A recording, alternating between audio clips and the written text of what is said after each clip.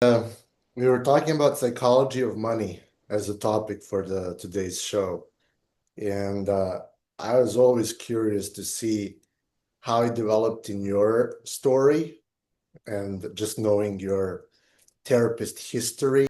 Like me as a salesperson of my own business, I do a lot of sales calls. So I always like equate sales calls with therapy calls, but I think that they are completely different in their approach. I think therapists have to be like stoic and detached from their client, and the sales is like you need to be in tune with your client. It depends for sure. I mean, I think in the in the olden days with the classic like psychoanalytic approach, there was an emphasis on sort of the stoic presentation of the therapist, really serving as that mirror. But as that kind of went out the door, there was this new approach, which is this more person-centered type approach. It's actually really crucial to display positive emotions to your client, right? You really want to be with the client's need to understand, how your value proposition can serve them. See, I didn't know about that novel approach. I'm more observing things from the Freudian Jungian perspective, but I did start hearing about the newer concepts, and I was curious how they operate. As far as some of like the older models, the Freudian or the Jungian stuff, what about that has been interesting you? I like this approach that through the conversation, the patient is coming up to their own conclusions, and they're practicing self-development through the conversation. But I think with the chat GPT, I've been playing around in the beginning and trying to like dissect some issues. And I was like, oh, this operates like a mirror. I can see my thoughts from a different perspective. And like I'm not thinking, oh, I'm like talking to chat GPT. It's like I'm more mirroring. How does this like extrapolate in the world of psychology? And then it would give me like very, very intelligent answers that are Mhm. tapping into that knowledge set. That's actually like a really, really hot buzz conversation within the therapy world right now. AI will be able to replace therapists. You mentioned that word validation, and I think that's one of the key issues. Learning machines, they're often overly validating. They can also, I think, breed greater cognitive distortions because you kind of get stuck in this self-confirming loop based off of your own biases and distortions that very often ChatGPT will just reflect back, right? And so one of the things about traditional therapy, traditional talk therapy that really can't be replicated. I really wanted to dive deeper into the psychology, noticing how our society has evolved, where people are constantly tuned out. Like they're not willing to face any form of pain. They are too afraid to look into the mirror. Mhm.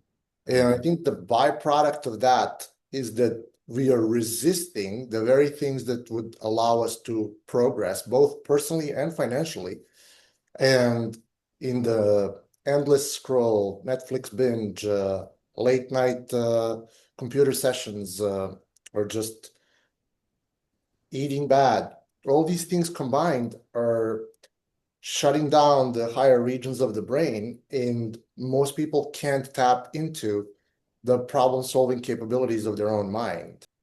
I'm wondering, like, have you noticed any patterns that are blocking people from tuning into wealth creation, and what kind of levels of self-sabotage have you noticed? This older part of our brain, the midbrain, the more primitive aspect of our brain, it filters information and communicates through the language of symbol. It's tools that it uses for survival through its application, through symbol, through metaphor, right? And so I think that that is obviously something that, all of these, teams of psychologists that work for the tech companies or big food or big pharma or whatever, they really, really understand the suggestibility that exists within our own symbolic thinking, which we do all the time. It's how we mirror the two hemispheres, thinking through symbol and metaphor. It allows us to cognitively wrap our head around the complexity of an issue while also living in the relational reality of the symbol, which really folds us into like the novelty of how it can be dynamic and transform and become something different. This is something that I'm thinking about all the time, right? What are the symbols that are really dominating somebody's psyche? And so now one of the things that I think about a lot is like the way that our subconscious mind has been really projected and outsourced into our tech. Our relationship to those symbols have been completely outsourced to the tech, right? So our sense of, scarcity around food or money, right? I mean, we don't have to look any further than, our banking on our phone or food apps or dating apps, etc. These are these deep, deep sort of primitive instincts that we have.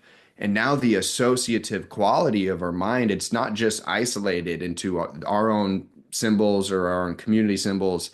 It's this bigger sort of, I don't know, technocratic revolution in which, in many ways, our subconscious or unconscious mind almost exists within the internet. Crazy to see that we have access to the collective subconscious at such scale, to a point where every update, every post is a manifestation of someone's inner world, because people lose this sense of self-control. And I think that I'll give an example of Elon Musk, for example. From what I'm seeing, and I can say that I've been through a phase, like not in the same level, but through a similar phase where like my mind stopped discerning what is real and what is artificial, because I'm processing so much information. And then like we see this showing itself through memes. And you can literally see which memes impact which person. And in Elon's case, like all eyes are on him, so we can literally see what content he consumes and how his mind is processing this information, how he spits back the prompts back out, kind of like an AI in and of itself. So it's not that he's doing anything wrong. It's just the minds are behaving very, very similarly for everyone else. It's just maybe because, like, I don't know how true it is that he's on the spectrum or not. I would say partially could be. I'm not an expert. But he has less of a filter as he's processing the content and creating the content. Like, I think that part of his content is probably done by ghostwriters, but the other part definitely feels like here's like a human that's wounded and is like spitting content out. Yeah, I think you can really feel the energy and the frequency of people's own inner reality, their own life force, etc., through the internet, through their content, right? There is like a deep resonance that takes place for better or worse when you're digesting content and when you're consuming something, which really brings to mind this topic of AI and how that's going to shift things and where that resonance goes, right? And how much deeper people can slip into their own continued distortions and delusions based off of the continued feedback that, the algorithms and then now these machines are going to be giving us. I think that there's going to be a very widespread question as who's coding the AI algorithms and who has the access and control to that. So even if you customize the chat GPT, you still didn't customize the underlying structure of the LLM. I think that as the future progresses, we will move on from majority of people that are, let's say, non-playing character in nature will be utilizing the public AI.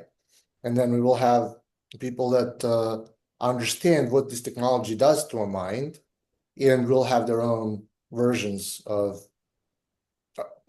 artificial intelligence that they're self-hosting. Like the AI can be programmed, and who's programming the AI is going to be the question, because it's impacting the psyche. I think, like, how does this affect society at scale? That's that's like an interesting question. It's a huge question. I don't have the answers for sure. Definitely not an AI expert, but In my own personal life, one thing that I've noticed, I've actually picked up some really, really bad habits as a result of AI, right? Instead of having to like really figure out what it is that I think, explore the nuance, right? There's this quick little trick of the mind in knowing that every time I come up an idea that I'm not clear on or I don't really know how to frame it, etc., where normally, right, I would really work through that as a writer and walk through my own discomfort and even my own like dissonance around it. And now I can just quickly go to something like a chat GPT or a Claude. And I think in many ways it's actually made me like a worse thinker and a worse writer because it provides people such an out. All right. So you're relying on AI a little bit more than usually. I started writing like 2 years ago on a daily basis, and my process looks pretty simple.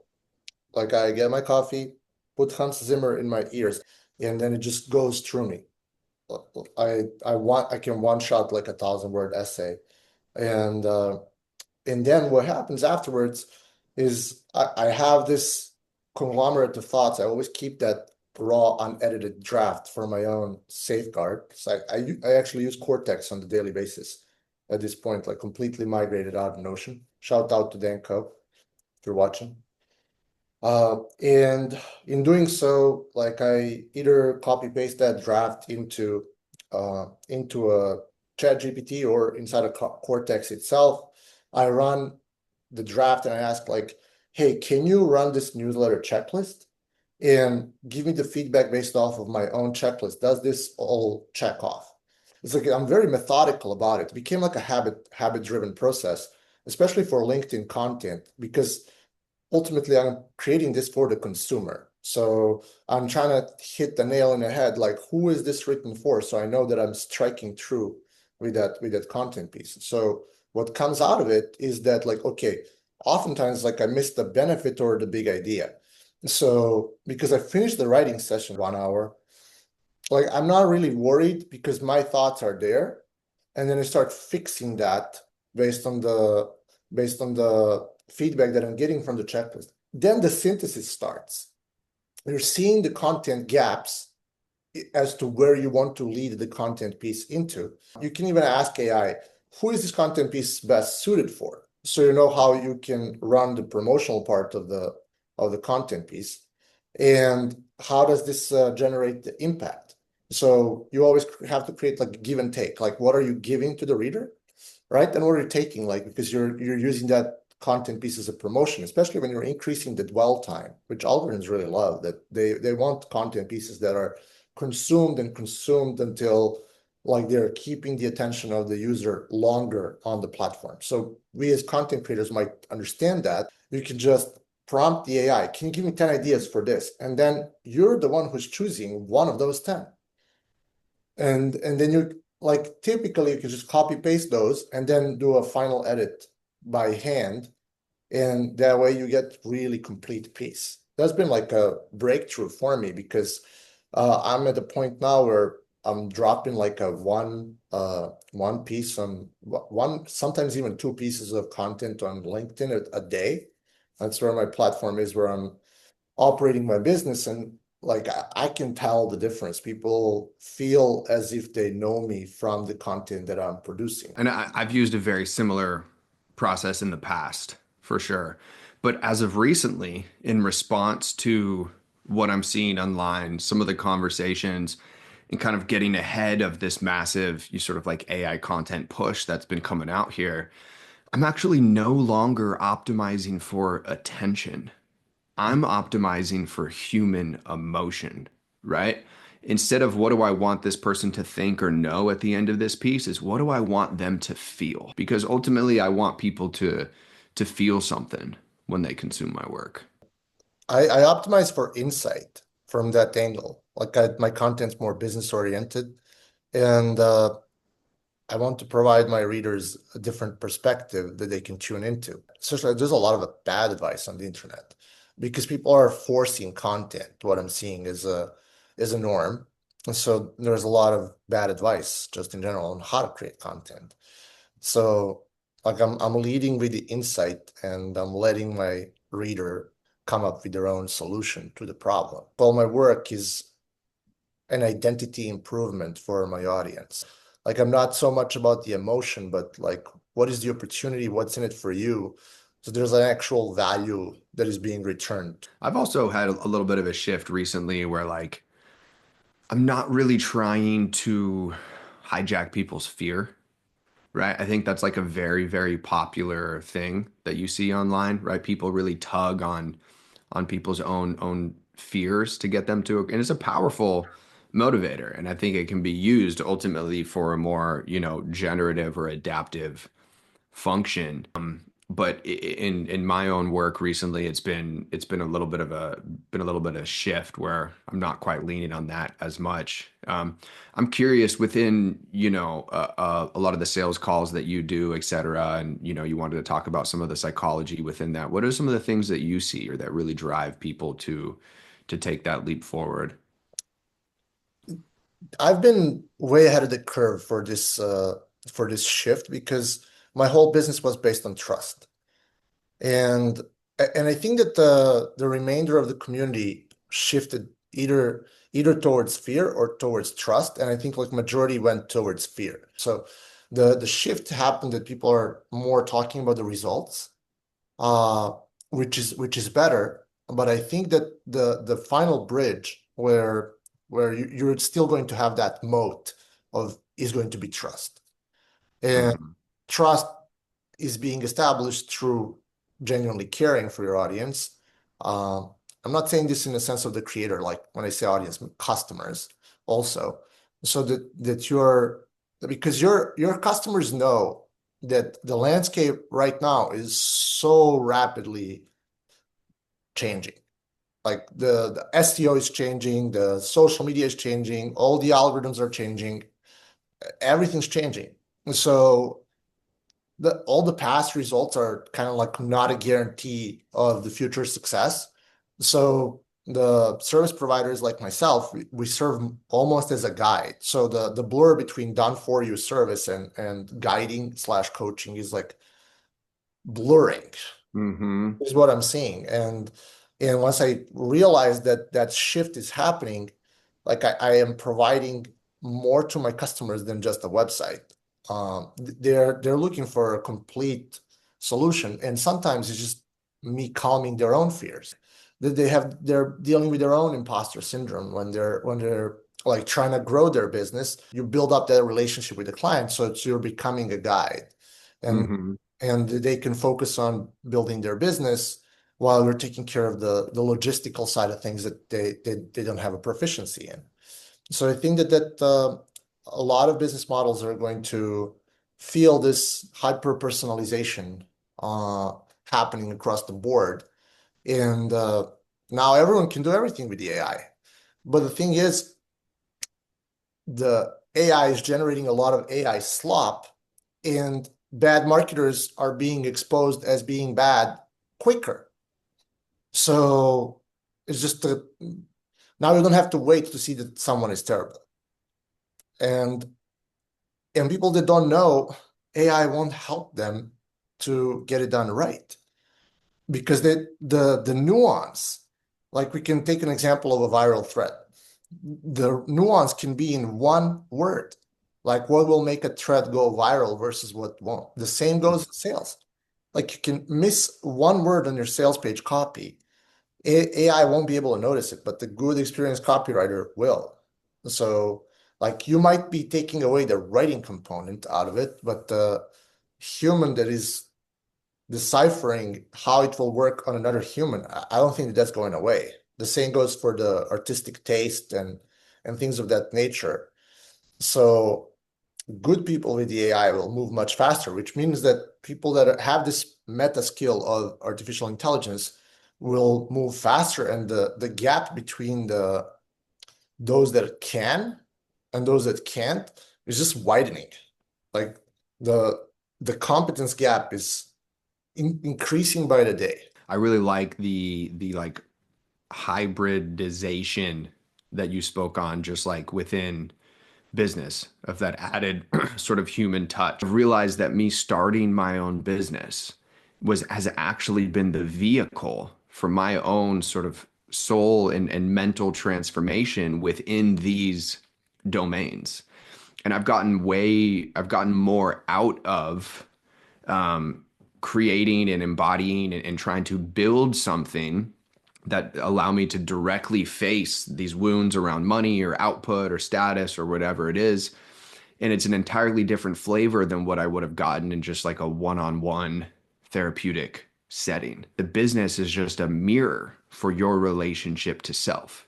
And you're going to come up against the imposter syndrome. You're going to come up against these money wounds and the scarcity and all that stuff and et cetera. And in fact, this is the container that is a natural extension of a therapeutic container of which you're forced to really face these things in yourself, but within the act of creation or building. You see, it especially gets a reflection back when you're working with a lot of people. On a monthly basis, I interact with 40 people at the bare minimum. You can see how your mood impacts the business. And then it forced me like, hey, get to bed on time, get take care of yourself because other people depend on you. And Mhm.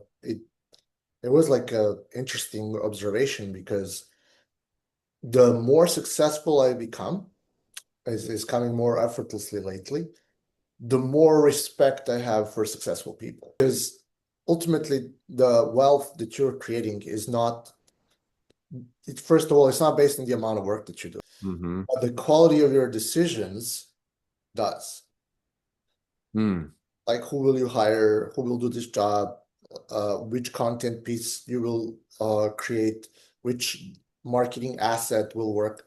All of these decisions are coming together and producing the outcomes. So the decision-making process and the calm mind are ultimately more superior than 12-hour grind.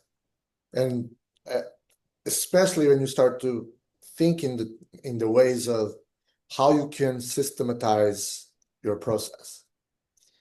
And I think that because people are Netflix binge, processed food, too much scrolling, the higher regions of the brain get shut down, and you can't even construct a problem as to how you would solve your internal problem with time, for example, as you're working.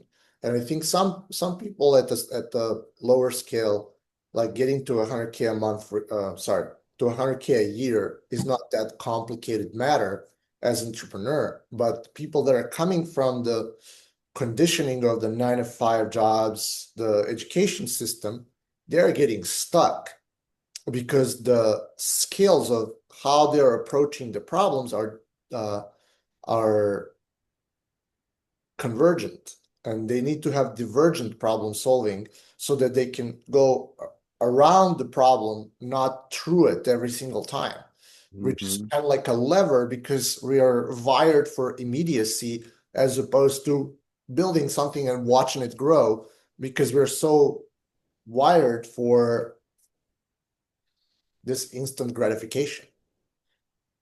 And we're feeling that if we're not moving, that it's bad. And Mm. it's actually the opposite. So having an ability to train yourself that stillness is okay is a battle of my lifetime. Yeah, yeah. Tell me about it, because it often can very much be feel like a threat, right? And I think back to like, last year when you and I did an early session and you jumped into some stillness for like 5, 10 seconds and your body immediately responded to discharge some of that stress, right? I'd never seen somebody's body respond and pick up that instinct as fast as yours did. Like truly, it was like remarkable. Thank you. I need to do that again. Yeah. Yeah. It's bringing to mind too, like, there's been just this massive wave of like millennial ADHD diagnoses, right? Which is like this decrease in executive functioning. And it's a result of the food and the stimulus and the internet and the immediacy, the immediate gratifications and all this stuff is that like our bottom up processing right? So these older parts of the brain that really get are vulnerable to some of these instincts that we touched on that have been exploited and taken advantage of. Um, it leads to this deficit in the executive functioning sort of hard skills, right? And so we really need to find avenues to develop both. So one thing that I was really curious coming into this call is the patterns that you recognized in with the people that you've been working with. Can you tell me again how many people you worked with? If we're including people that have gone through my do-it-yourself offerings, my courses, then yeah, we're looking at, 1,500. But if it's people that I've worked with in a one-on-one or a group setting, over the last 7 years, hundreds, right? I was a youth mentor for 5 years and a coach, and then I've been a therapist for the last 2.5. So But what if you add up a number of people that you've been prospecting and talking to see if they're a right fit for a client? yeah, yeah, another couple hundred. Couple of hundred? All right. Yeah. I've prospected a lot. So like over the last, let's say 10 something years, I've done over 3,000 sales calls. Wow. So that's why we have like close to 1,000 customers over the years, that I processed. So that's where I feel like through this, just the sheer volume of the calls, you get exposed to a large number of people, and you've been on a more personal basis. Like my calls were transactional, yours were more in depth. The curiosity gap for me is what did you notice about people's relationship with money? Yeah, well, I think this the rabbit hole goes way deeper than, somebody's relationship to money is in many ways going to be their relationship to like life and survival, right? On like a deep psychological level, a dollar bill is nothing but like a bio survival ticket, you know? And so one of the things that I've learned, which is really, really crucial when I'm talking to anyone, right? Is I try not to speak on things or point to things that exist beyond somebody's own level of experience or own level of consciousness, right? They're not going to be able to really, really identify and witness themselves within certain patterns or certain realities if it's beyond their own consciousness and beyond their own experience. And the other thing that I've become, that's become super clear to me, even just, within myself, is people's level of commitment to certain like emotional addictions or emotional realities, right? So if we look at like self-sabotage, for example, right? And this is perfect within the lens of money, you know at the heart of self-sabotage is this coin, right? And on two sides of the coin, we have this idea of perfectionism and then sort of control on the other side. And so, as opposed to somebody feeling like their deep shame or the inadequacy of their own lack of perfectionism, they would actually prefer to self sabotage as an aspect of control to guarantee that they feel the same way about themselves. Even if it's not like a pleasant feeling, the feeling serves a function, right? People are very committed to experiencing negative emotions simply because it prevents them from feeling or experiencing something that's more foreign, and it would force them to have to look at some of these deeper symbols that exist within us, like our own sense of individual agency. And I would never say that overtly or off the top because again it's beyond their own zone of consciousness or experience. So if someone is what would you say someone who has like money problems, what is putting them in that place on a psyche level based on that like repetition of the pattern of emotions that they're trying to self-sabotage themselves into? Like how would they break that pattern? Yeah, it's a good question. And to be completely truthful, like I don't have the answer, right? But there is, a couple different, the one things that is really crucial, right, is people need to build evidence around their own efficacy. Speaking on my for myself, I'm a spiritually minded person, and I feel like what's been underneath my own relationship to money and finances and moving forward in my life is really it's centered around this idea of responsibility. And that I think that life is continuously asking me to shoulder more responsibility, right? In the sake of my mission and my why. And so I have sort of learned that, life doesn't really give me the next level of responsibility until I can showcase that I can appropriately handle the level of responsibility that's right in front of me. So I think it's really important to just start with the ingredients and the materials that you have right in front of you, right? I think the trap or the fallacy is to kind of go in this big macro sense and make these big life changes, these big systems, this big stuff. And in a lot of ways, it really discounts the ingredients and the fabric that's right in front of you. So, it's really about building efficacy and evidence within the ingredients that we have available to us. And that starts from a lot of acceptance. It's pretty impressive. Well, it correlates with my thought process that every time I've increased my capacity to earn more money, it was always predicated with the fact that my responsibility levels also increased. And it was a positive flywheel because the evidence of the past performance was bringing me the next clients that would increase the revenue of the business. So like I can practically see that on evolution of a whole company. Mhm. And I think a big part of it too is like untangling a lot of these subconscious cultural programmed beliefs and some of like the evolutionary program can clear up a lot of space for us to move forward in a better way, right? And so here's how we can get specific on that. Like again, if we're just looking at this idea of success and money, at the bottom of that, people are playing status games for mate selection, right? That's like a very, very, very big factor underneath people's drives. And so going through a process of like detangling some of these subconscious beliefs or these evolutionary programs can clean the cobwebs around our own desire to produce and to make money and to build wealth. I think it's really important for people to be truthful around what it is that they're actually seeking. Yeah, typically when someone starts getting more money than they feel that they deserve, that money leaves them quickly because they don't feel that they're worthy of keeping it. So they spend it on empty pursuits and temporary fleeting pleasures that don't really add value to their life.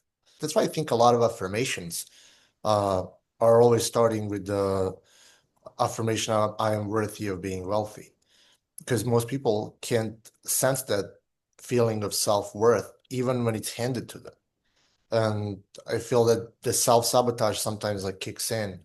Um, and that's what's creating like peaks and valleys for entrepreneurs like myself. Like, oh my God, I had like a really good year. And then next year, like you feel really bad because you're like you didn't grow as the previous years. But you have to zoom out on the macro and kind of like tap Mhm. yourself on the back when you have these peaks and valleys, because I think that you ultimately start to become infinite when you decouple uh, your self-worth from money, because it allows you to operate at such a higher frequency where you are unscathed by your bank account. Mhm. You can, once you decouple from that, it allows you to take bigger risks as an entrepreneur. And I think that's one of the things that I could give as an advice to someone who's trying to solve their money problems. Like, hey, like your bank account is not your actual self-worth. Like you are so much Exactly. more than the present snapshot of where you're at. It's getting really, really clear and honest around just like the nature of achievement in general. And that the reality is, and it's been my experience, that when you get something that you wanted, you're going to feel the exact same way that you felt about that desire and that thing, just about something else, right? So there's this natural sort of friction that exists within our psyche that is forever sort of catalyzing this action to pull us forward. And we don't want to rid ourselves from that. It's like a really healthy, innate evolutionary instinct, but we don't want it to always drive our behaviors, right? And I experienced this, firsthand, when I was an actor, right? It was okay, if I could just get the agent, and then I got the agent. Okay, if I could just get the big paying national commercial, then I got the commercial. If I could just work opposite an A-lister, then I worked opposite. Then you feel the same way about the next thing. But I think the the improvement for me came when I just focused on creating these opportunities. Because in order for you to show up on a commercial, you had to, let's say, manifest, but you had to produce that opportunity by sending an email, talking to someone, producing a synchronicity that leads you to that next step. And if you're more detached from that outcome and you let your mind be a conduit as to how it will get you there, you start to pull so much more. That's the discrepancy that I've seen, that the less you desire it, the more you will be able to attract. Absolutely. Because again, it's just kind of this energetic frequency of this resonance too, right? People feel what you feel about yourself. And that can be communicated through text and through a post on Twitter or whatever it is, or simply spending time with someone. People absolutely feel that. They can feel that scarcity, feel that desperation. There's like a neuroceptive quality in our nervous system where it's constantly exchanging information. So yeah, some of these more like abstract and philosophical questions I think are really important to be answered and can be really fruitful in this area. Brian, I want to thank you for your time. We're up on the hour.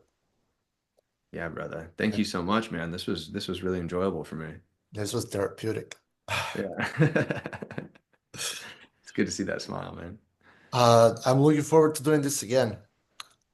Let's do it. No doubt. 100%. 100%. For everyone else, thank you for watching, guys. Cheers.